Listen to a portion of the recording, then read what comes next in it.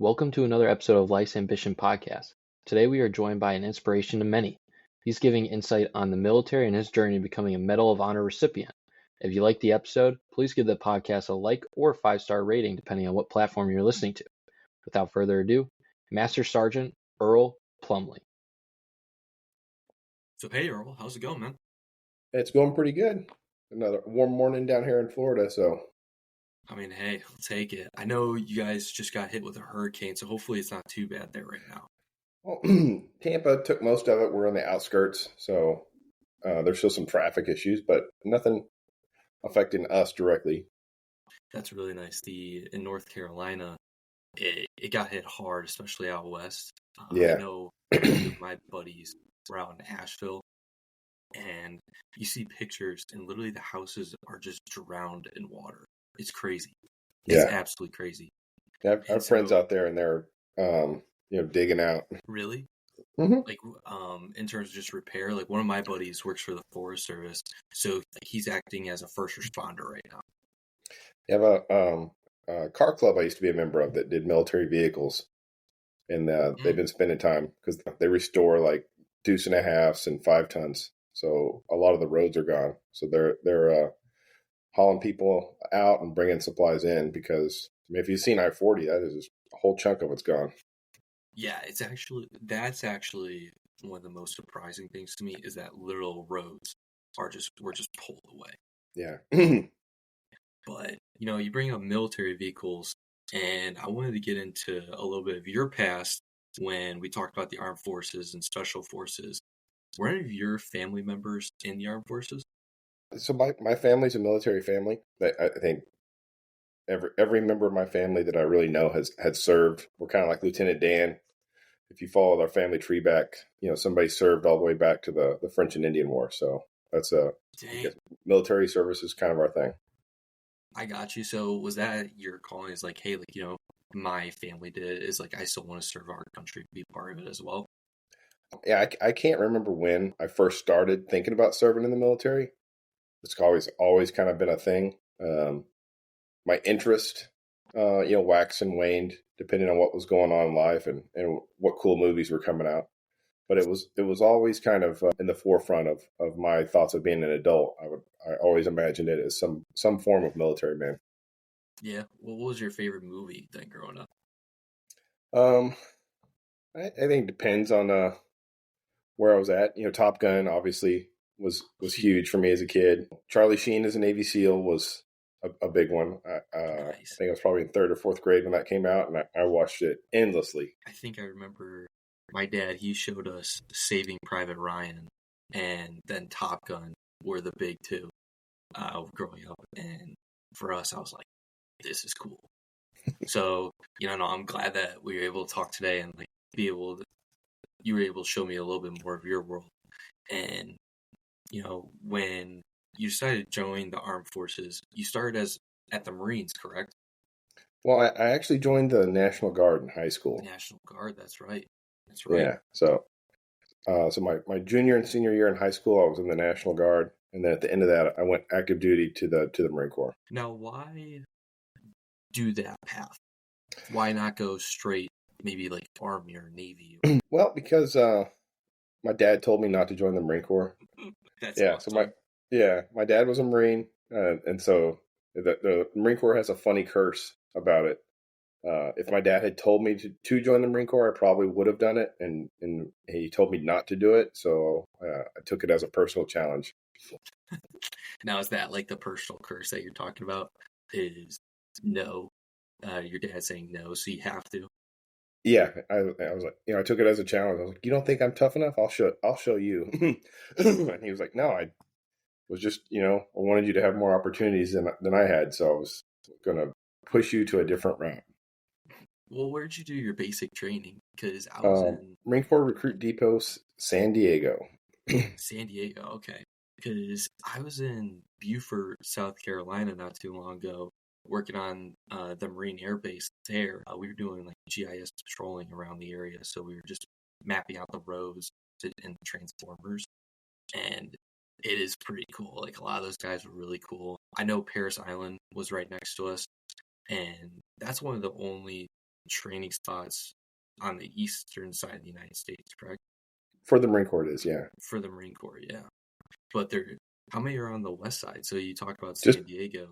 so if you're a Marine, there's two places that you could go, and typically, if you're east of the Mississippi, you're going to go to Parris Island, and if you're west of the Mississippi, you're going to MCRD in San Diego. Now, for National Guard, where do you go there? So you go to any regular Army boot camp that aligns with your MOS. What is MOS? Sorry. So MOS, that's the identifier for the job that you have. Okay. So if you're an infantryman, you're going to go down to Fort Moore, and if you're not, you're going to go to any others. The Army, I'm not quite familiar with how many they have. Obviously, I went to boot camp as a Marine, and then when I joined the Army, they considered me trained, and I went straight to selection. So I didn't attend boot camp there. And so you started doing this in high school. So I know you were in the National Guard during high school, then joined the Marines after. So was it summers at National Guard, and then it was some, yeah. So we had our big drill in the summer, 2 weeks, and then but it was 1 week in a month also, which was super cool. And I got let out of school early a couple times, and because some of the drills are 3 and 4 day drills. And I felt like a big boy because I went in, talked to my principal. I was like, hey, I can't come to school on Friday. I've got drill. And he signed me out. Like, and then I went, say to you? And I literally went out and then drove a MLRS track. For the lay person, it's a tank. And that's how I spent my weekend, driving a tank around in the woods. And I was like, it doesn't get better than this. I'm skipping school and I'm driving a tank. That's awesome. That's awesome. When you talk about, like, what is it? Is a tank like a 3-man system? Or so the MLRS track was a 3-man system. Yeah, so you have the driver and then 2 more crewmen that operate targeting and launching of the rockets. Gotcha. And so what did you operate? I did all 3 jobs. So I started off as the driver, ended up doing the gunnery piece, and then as the TC. Well, I preferred being driver because a lot less to keep track of. Yeah.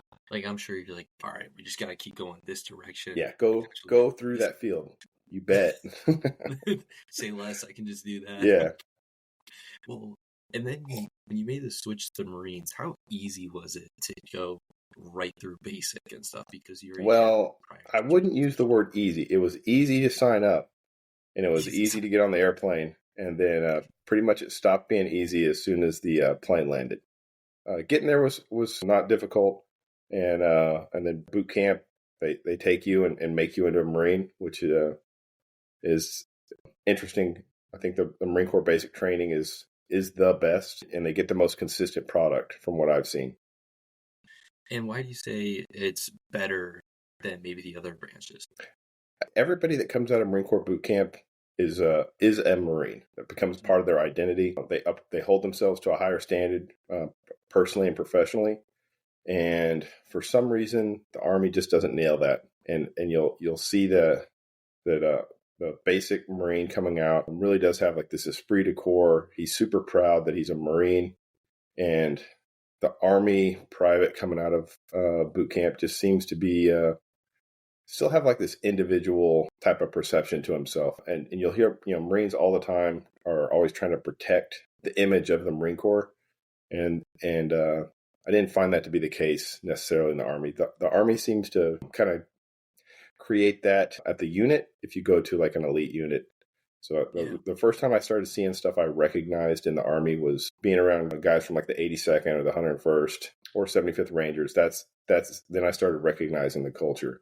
Because a lot of places says U.S. Army, but you're still kind of keeping your identity of that person you were before, which is, it's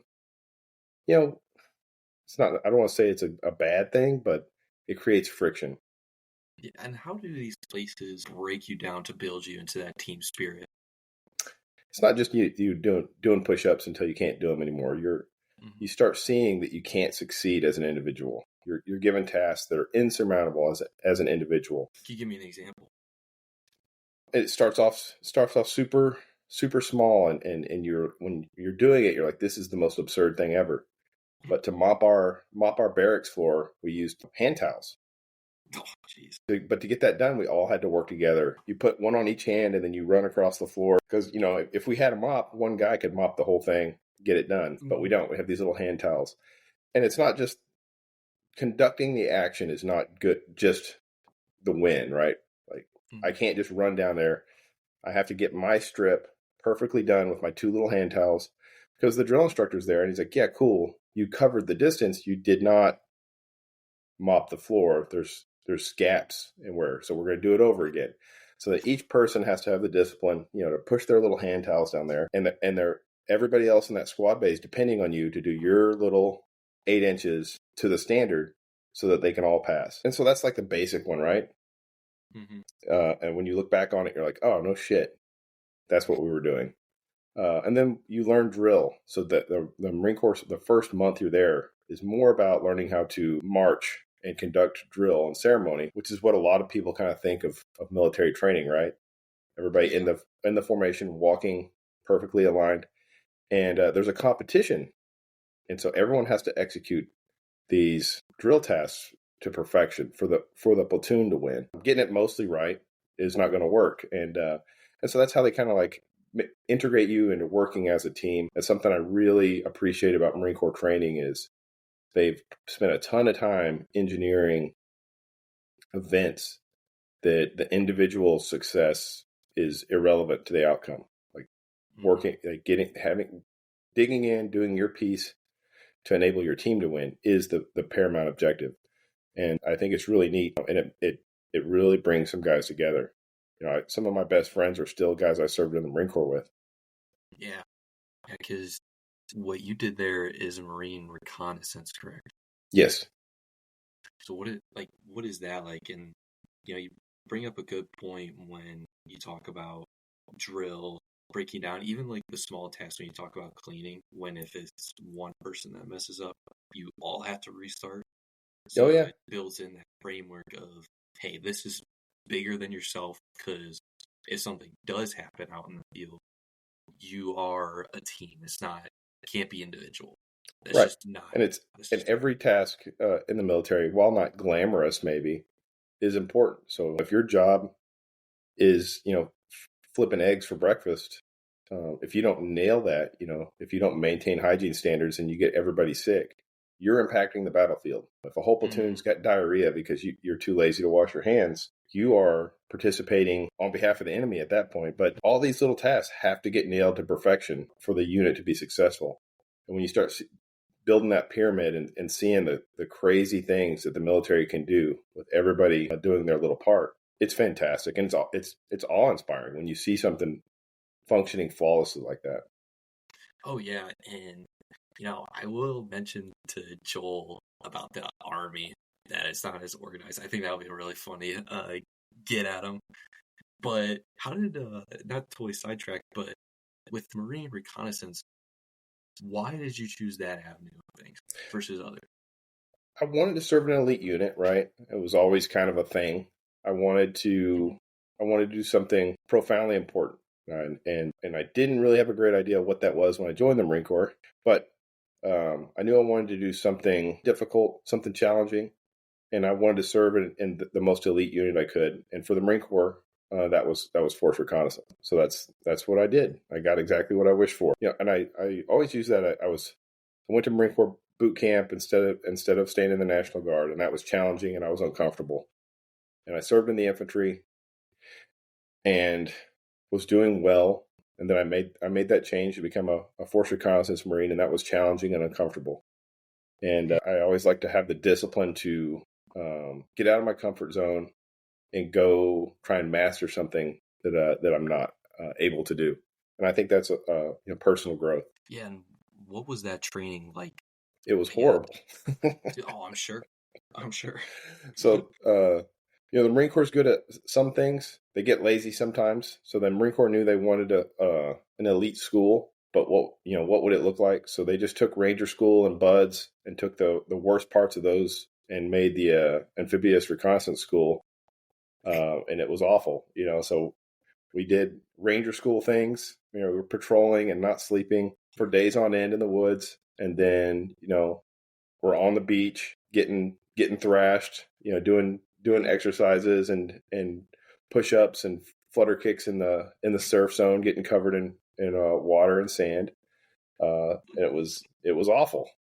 And the whole time I was there, I was like, man, I was a big deal in the infantry. If I went back, I'd be a squad leader or a platoon sergeant right now, drinking coffee, organizing my day. But instead, I'm out here, dragging a telephone pole through the sand, getting yelled at. So, but it was arduous, and it taught me what my limit was. Everybody says I got pushed to my limit. Maybe you did, and maybe you didn't, because individually you probably can't establish that. So I learned what my limits actually were at that school, because I got taken all the way to where I didn't think I had anything left, and then they dug down deep, found some more for me, and I went a little bit further.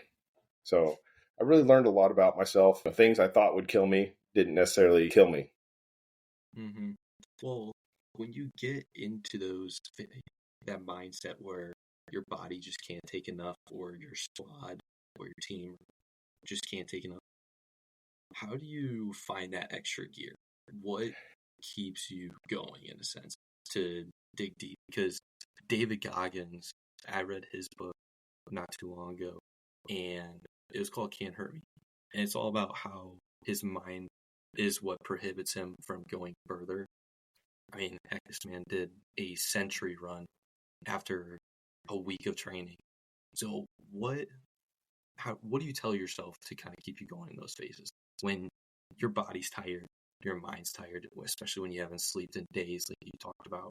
It's a special place. I think being in that environment, it's and I like to go push myself physically to that. It's a special Zen-like state where you can take all that negative input your body's telling you, like, you have abrasions and all over your skin, and you're like, everything hurts, and you're like, yeah, I know that already. I don't need that information. You turn that off, and it's like, hey, every muscle is screaming, and you're like, yeah, I know. We've been running for 20 miles with a backpack on. I understand that. I don't need that information. And it's kind of like meditation, where you're like, there's all this input, and you tell your body, like, I understand. Come tell me when something bad's happening. This is all superfluous information. I know that our feet are mostly blisters than skin, but we're still going to go. And it's a gradual thing. You can't just jump into something like that. It would kill you. I think my career track, that constantly being uncomfortable and then mastering that, and then being able to be a little bit more uncomfortable and then mastering that. And then the next thing you know, it's kind of scary is when I realized that mentally I could push myself to death. Like I have no doubt that if I decided to do that, I could. Like I could run until I drop dead, because I'll make myself do it. And once you find those switches and levers, it comes with an air of confidence that can be annoying to some people. And I think if you ever met a young Navy SEAL fresh out of the course, or a young recon Marine, once they've kind of learned and mastered their body like that, it comes with some confidence that comes off as some cockiness. But it's Sure. It's neat to know that you have that power over your body. Well, especially when you talk about an elite unit like the Marine Reconnaissance Group, or like you said, you talk about a Navy SEAL group, you walk around with more of that confidence because you've gone through so much. I mean, you literally talk about how you guys are running 20 plus miles, bag and sack. And I don't know how many pounds you guys carry at a time, but I can only imagine. And it's always 10 more pounds than you think you can. Yeah. I can't believe you said that you had to drag a pole, though, through the That's oh yeah, you get a telephone pole, and you and your friends go and play with it out on the beach. And I don't know if you've ever walked down a beach, but it's not the easiest thing to do. No. And then to get your friends to walk perfectly in step with you while carrying a telephone pole is always thrilling. I went to Carolina Beach not too long ago, and I had none of that. I was like, man, I was walking. I think I walked over a mile. I'm like, my legs are tired right now, so I can only imagine what you guys had to go through. And for what I had to go through, it's just nothing compared to that. just nothing compared. So I think that's super cool that you had those experiences to be able to like kind of break your mind down to build you up. Because I'm sure there's been situations for yourself, and we'll get to, I'm sure, one later on, where you had to calm yourself down in a meditation state, think about what's actually happening in front of you versus freaking out. I feel like a lot of those exercises that you're talking about now help teach you that. Yeah, I mean, I think you're alluding to like combat when it's life or death. The last thing you want to be doing is trying to fight for your life and be like, oh, but I have a blister it's a big deal to me, or I have a cut or a scrape on my arm. You have to be able to turn those things off because they're not important at that moment, and you have to create that space for yourself. Mm-hmm. Well, when did you have your first deployment? Was that Okinawa or was that a different time? So I was forward deployed to Okinawa, and it's technically a deployment. That's what the military would consider it. I was deployed to Okinawa with the Marine Corps, and then the attacks on 9/11 occurred while I was there, and I deployed again to the Middle East to support the war on terror, which we didn't know. I left. We knew we were going to fight somebody, but I didn't figure out we were fighting Afghanistan until later. But that was my first deployment in the Marine Corps was to Okinawa, which ended up being to Bahrain to support the invasion of Afghanistan. Really? Notice I say support. I did not participate in the invasion of Afghanistan, which Private Plumlee was extremely upset. Oh, I'm sure, because I can only imagine the patriotism that was around everything after the 9/11 attack.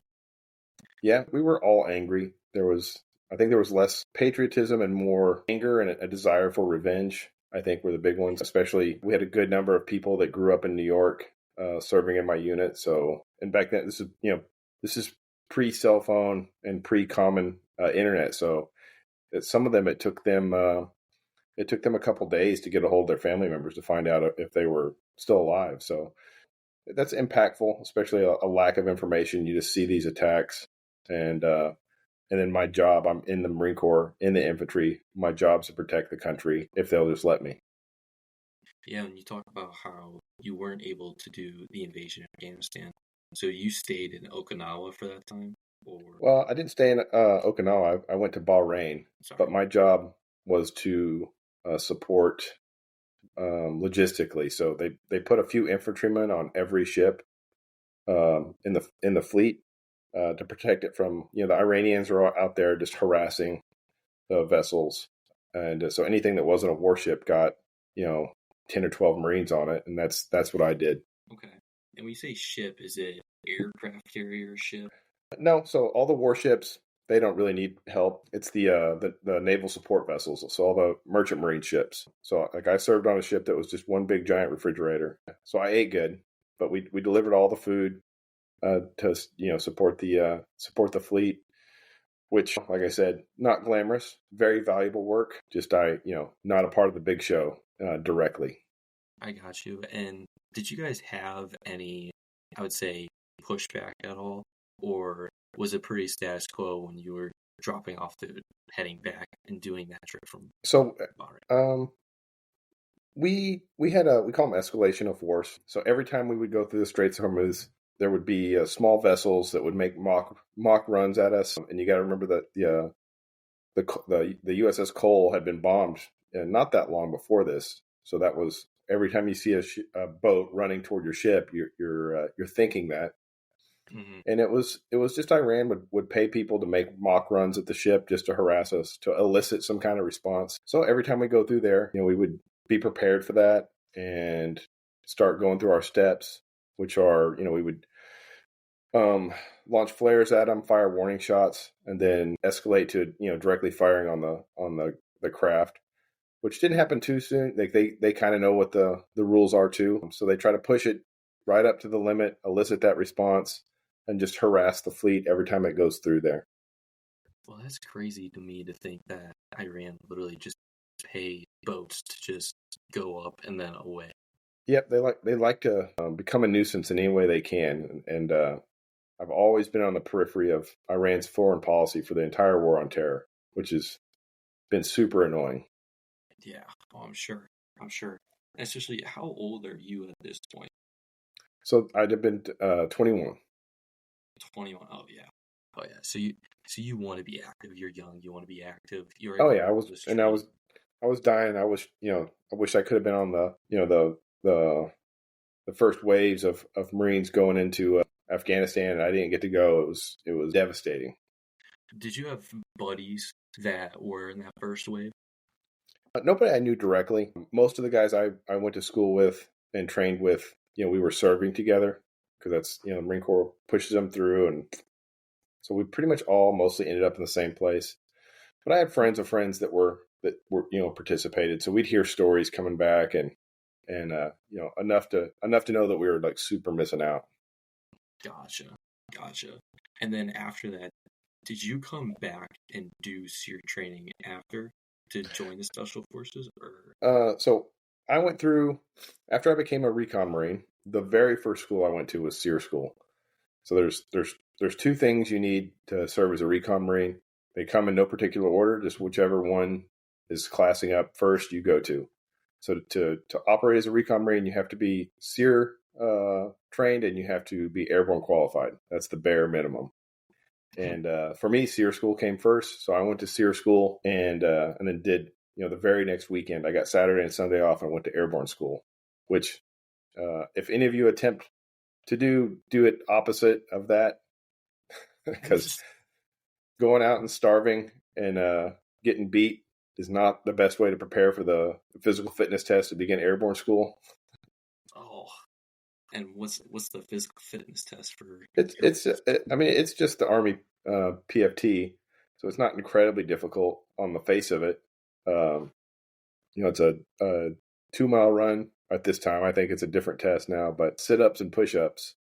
But if you've been eating lichen and a half of a rabbit ear, 2 miles is a long run. A half a rabbit ear? Oh my god.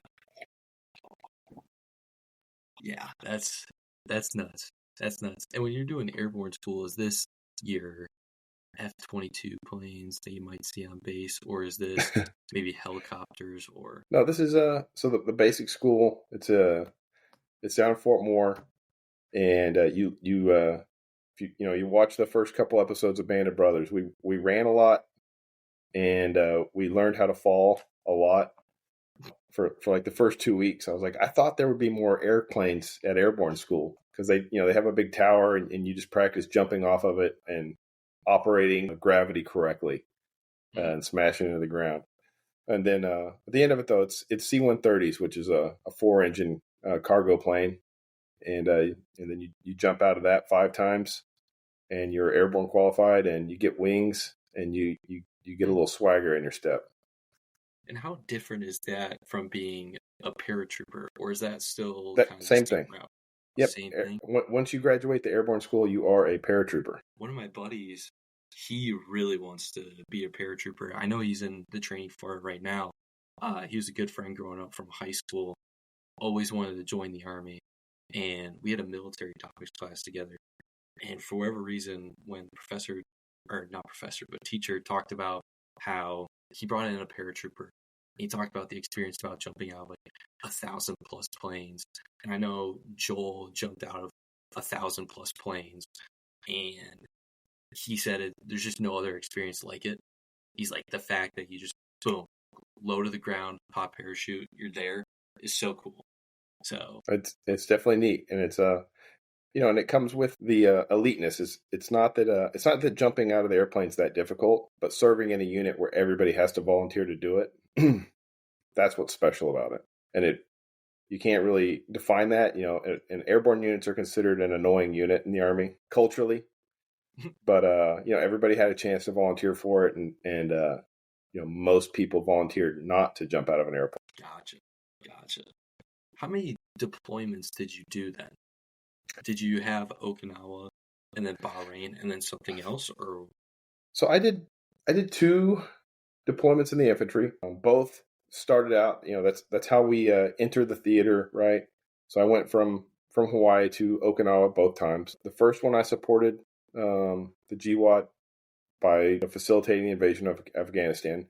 And the second one, I served in the southern Philippines. There's a joint special operations task force there, and I served as a Marine security guard, really, for the headquarters of the special operations task force, which sounds cool, but once again, I was supporting special forces, guarding, doing the stuff it's not beneath them. It's just they can't do their job if they have to guard the gate, guard the headquarters, and serve as that emergency response force if something happens. But it's the military equivalent of mall cop.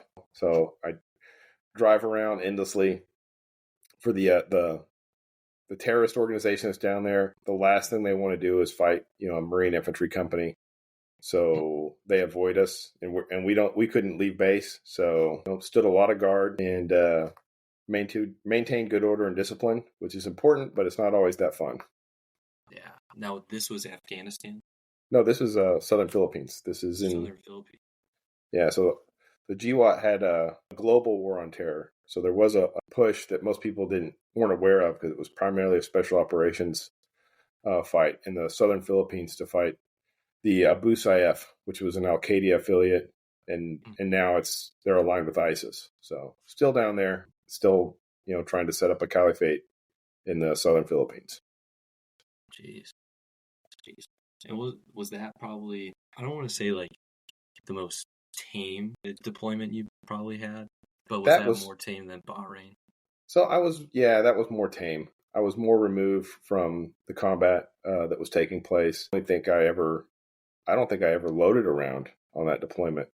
I had ammunition, obviously, but I don't think I ever had cause to fire my rifle. So it was probably the most boring on the face of it. It was still neat to be in a foreign country.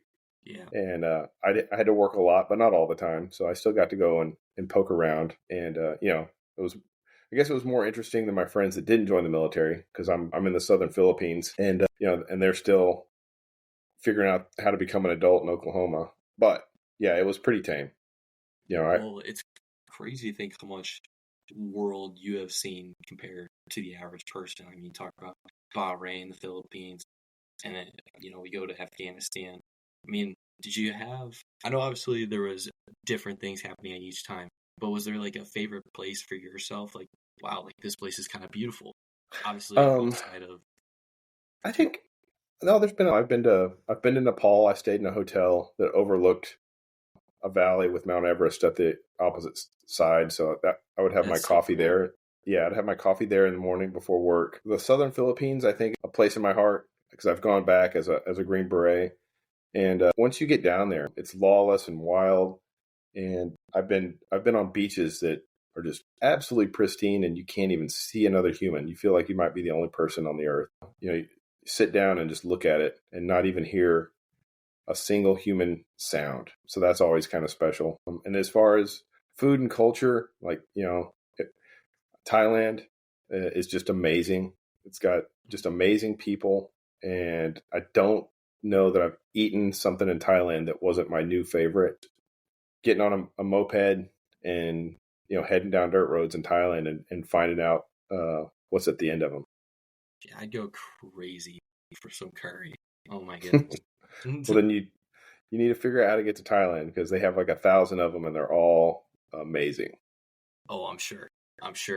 And when you go to these different places, how much of it is I'm standing post versus, I get to experience what is out here? So you always, even if you have to stand post, you still get to experience it to some extent. But as a Green Beret, my job would be to get out there and get a sense of what's going on and not in uniform, So as a Green Beret, you'll be sent off to just investigate, what's going on politically or economically. And so having that purpose, you really get off the beaten path and you really get to kind of explore and know a culture. So that's something about being a Green Beret I really appreciated. And when did that process start? When did you go from Marine Reconnaissance over to Green Beret? So in 2008, beginning of 2009, I think January 2009, I left the Marine Corps and also joined the Army and spent all of 2009, attending the Special Forces school to become a Green Beret, and that was kind of my big leap onto that ship. I left the Marine Corps and went to selection, got selected because if I hadn't, that'd have been a super bummer because I left an elite unit. So if I had failed, I'd have ended up in the 82nd or the 101st Airborne, which are neat units. But for me, having been a Force Reconnaissance Marine, I would not have appreciated that. And after that, end of 2009, I ended up being assigned to First Special Forces Group. So I had been there ever since until I retired. Dang. Well, I know that's different than your training for Marine Reconnaissance.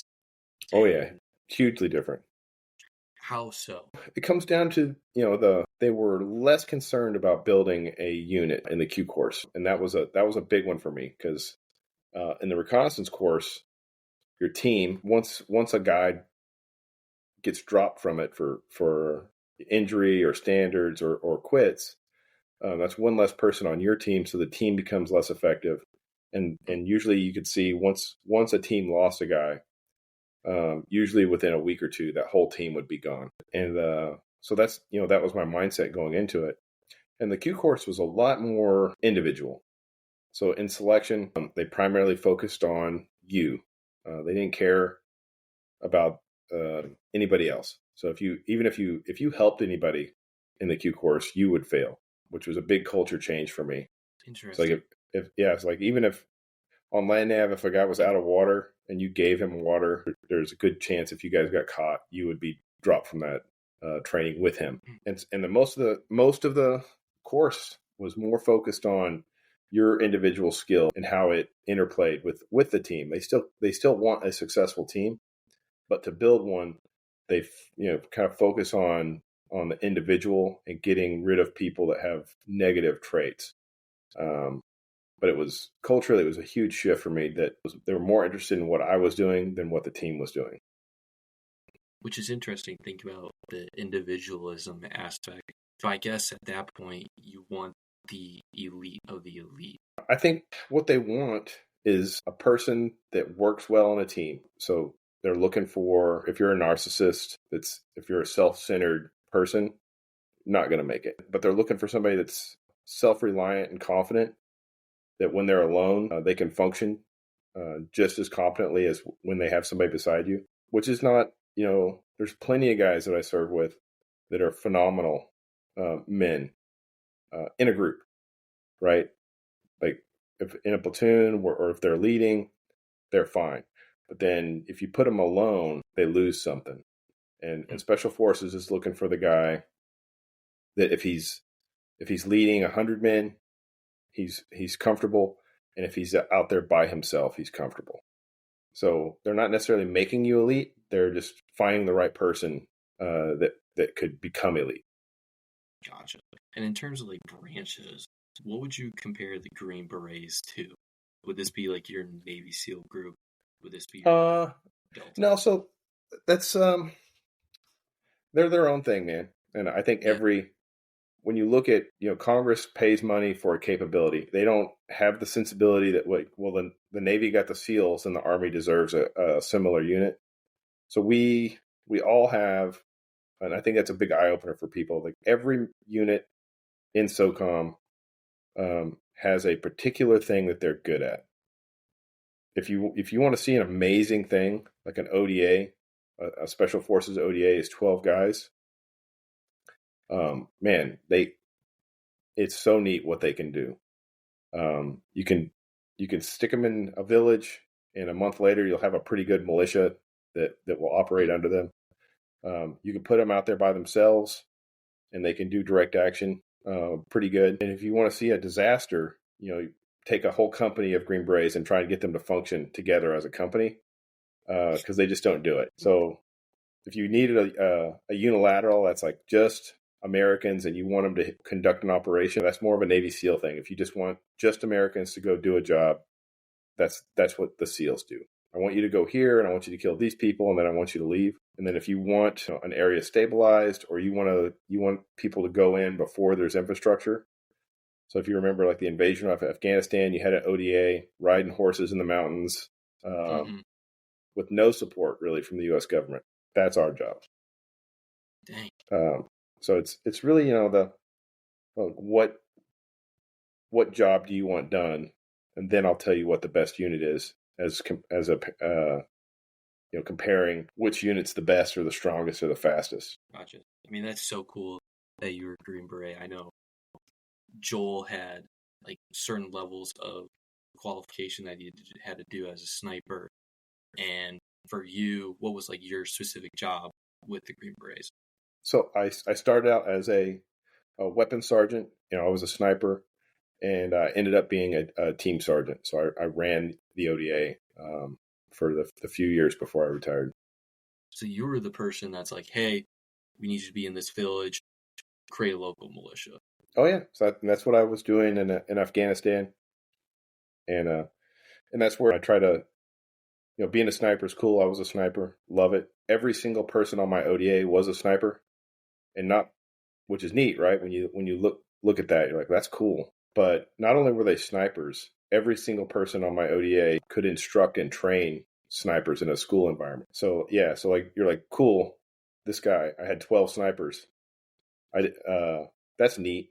Or I could set up a school and train 100 snipers. And when you think about what's the impact, and that's what the Green Berets are for, is not necessarily tactical impact, but strategic impact. So like one sniper is neat. An entire area that has 200 or 300 snipers, neater. Yeah. Well, now you talk about Afghanistan. Take me to 2013, when the big event that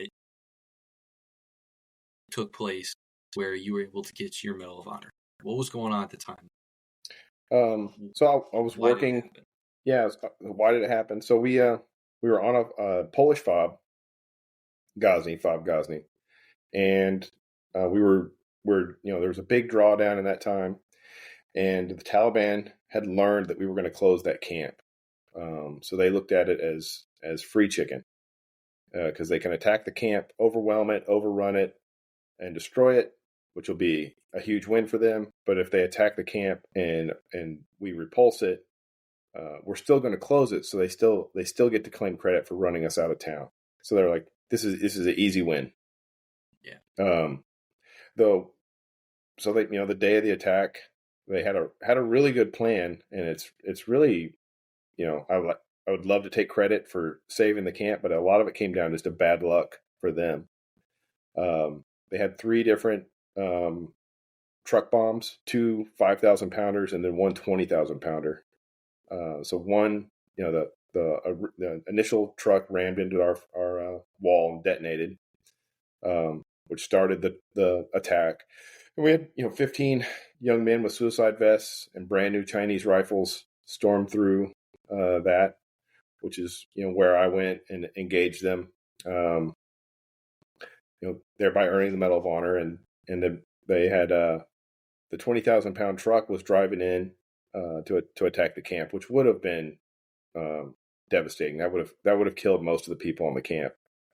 And the fuel pump went out on the truck like a mile from the camp.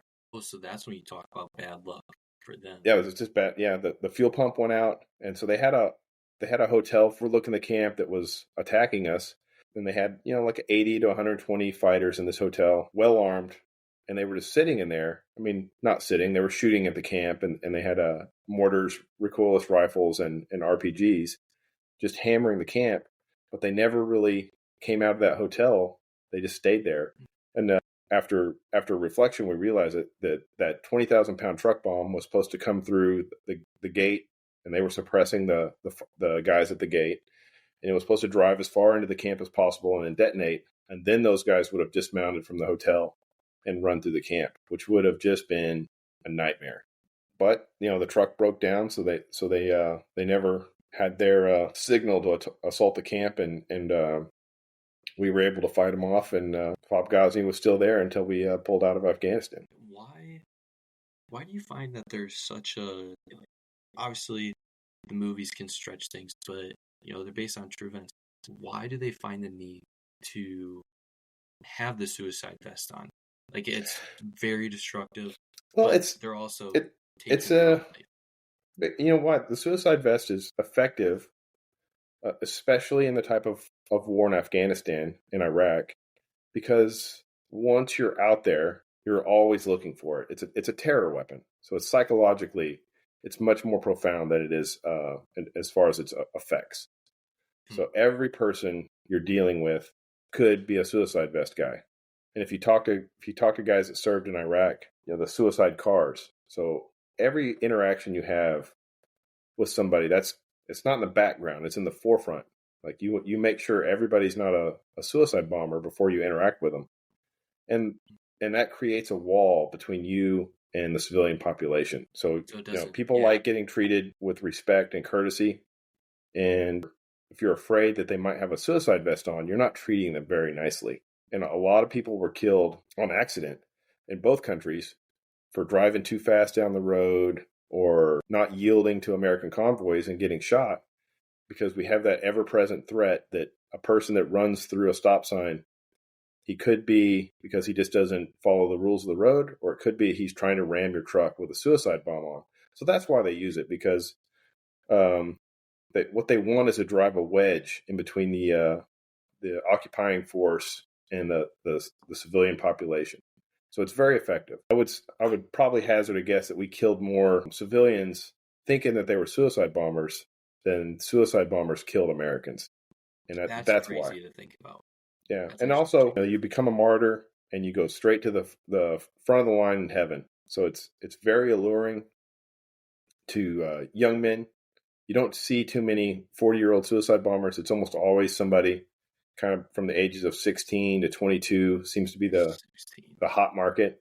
And yeah, they get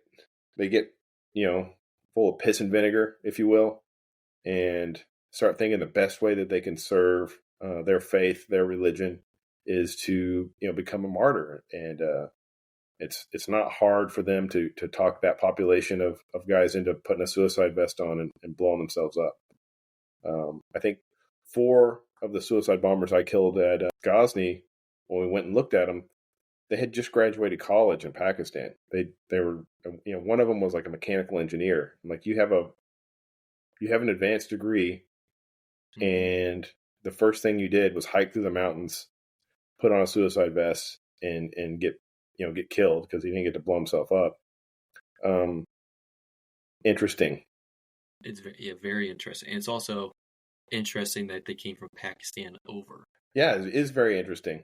So if you want to know why we weren't able to defeat the terrorists in Afghanistan, is because, well, all they had to do was go lick their wounds in Pakistan, be supported by the Pakistani government materially and politically, and then come back in and fight us. So, I got a bit of a emotional flare up when you talk about Pakistan, because on the face of it, they're our ally in the region. But when you dig down and deep, they're not. They're supported. You think it's any mistake that Osama bin Laden was living in one of the largest cities outside of one of their largest military installations, and nobody knew about it. Yeah, sure. And if you think it's Pakistan issuing out or facilitating brand new manufactured Chinese rifles and ammunition, and it ends up in Afghanistan in the hand of Pakistani citizens, to say that an authoritarian government like Pakistan didn't play a hand in that is willful negligence. Well, no, I'm also sure it's really hard, like when you talk about how you feel like every time you're talking to a local, there's always that part of you in the forefront of your mind is like, okay, is this a suicide bomber, or is this just a local civilian? Yeah. Or is this person coming at me? So it builds a gap even further. Yeah. Is he on drugs? Is he drunk? Or does he have a suicide vest on? So it's stressful. Yeah. Oh, I'm sure.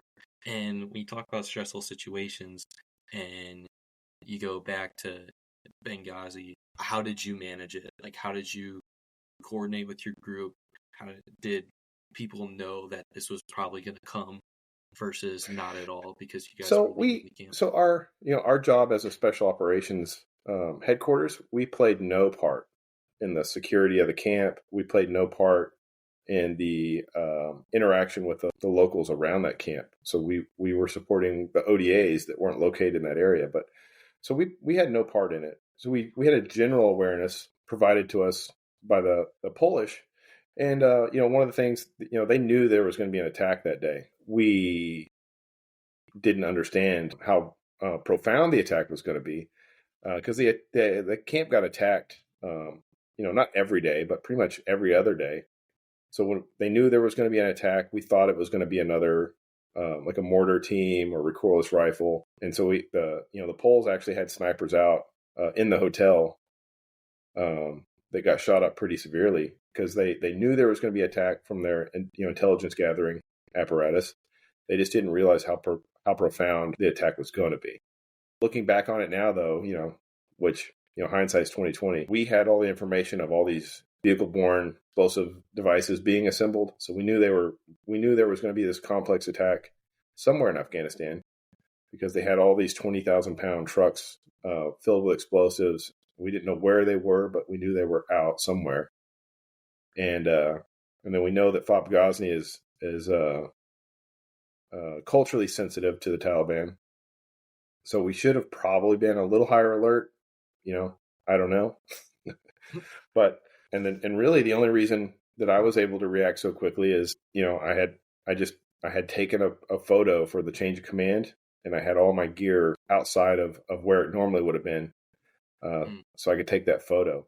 Any other day, I would have been a little bit delayed getting down to that breach site because I'd have to run to my room and get my equipment on. This day, I had it all sitting out, so I was able just to immediately get dressed. I had my plate carrier, my sniper rifle, and helmet on while debris was still falling from that initial blast. I mean, that's awesome. When you talk about events like that where you're fortunate that you had this stuff on you, and they had a truck that broke down. They had all these things going on where they didn't have their signal. You talk about the luck and just everything kind of happened the right way that day. Obviously, maybe not for some people, but for you, it worked out the right way, which is really cool. Yeah, it worked out great for me. Yeah. And now we flash forward a little bit. From that event, what was it like getting the Medal of Honor from President Joe Biden? It's humbling. I felt super awkward about it because I didn't go down there by myself. I know if you read the narrative, it seems like it, but I went down there with 4 other special operators. One of the reasons that my narrative is full of all these actions instead of theirs is every one of them got shot almost immediately when we drove down there, and I didn't. And it's hard to explain, being held up on this pedestal as a recipient, knowing that any of the 4 guys that I came with would have done the same thing, except for they couldn't because they all got hit right off the bat, which didn't let them participate as remarkably as I did. So knowing that any of those guys would have done it for me if I'd got hit first is always kind of a thing that I think of when I put that medal on. That it's and every recipient says it, and it never really registered with me because you read like, no man, you're special. Like he's like, no, I wear this for the guys that I serve with, and for me, I'm the same way, man. Like I'm an example of soldierly conduct, not the only example. I'm just a public one, and also being a Green Beret, I know tons of stories of Green Berets that have done actions that deserve the Medal of Honor. But the very nature of our profession, they don't get it because you need a profound amount of verifiable witnesses and evidence to support the Medal of Honor. And if you're alone and unafraid with 30 Afghans up some valley and you do something that would earn you the Medal of Honor, there's nobody to say whether you should or not. So you don't. Yeah. And knowing that I represent that community, I think is